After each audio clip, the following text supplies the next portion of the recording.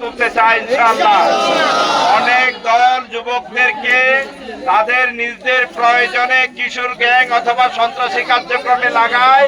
জামাত ইসলামীর পক্ষ থেকে বলছি, আগামীর যুবকদেরকে আমরা দেশ গড়ার কাজে তাদেরকে লাগাবো ইনশাআল্লাহ।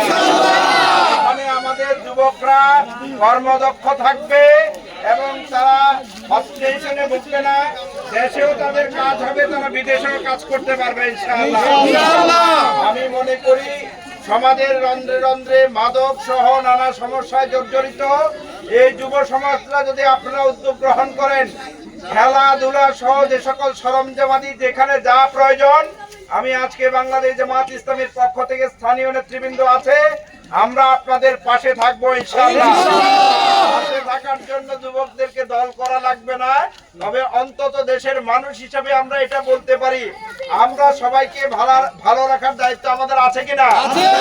সেই জায়গা থেকে আমরা বলবো, আমাদের এলাকাগুলোতে অনেক সময় মারামারি কাটাকাটি ধরাধরি এগুলো হয়, যুবকরা যদি ইউনাইটেড থাকতে পারে, মাদক মুক্ত থাকতে পারে, খেলাধুলার মধ্যে থাকতে পারে, তাহলে এলাকার মধ্যে কোনো ধরনের বিশৃঙ্খলা সন্ত্রাস হবে না ইনশাআল্লাহ।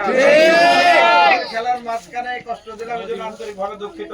আপনারা ভালো থাকবেন, আপনাদের বিবেককে কাজে লাগিয়ে আগামী দিনে দেশকে যারা ভালো করতে পারবে তাদেরকে আপনারা বাছাই করে নেবেন।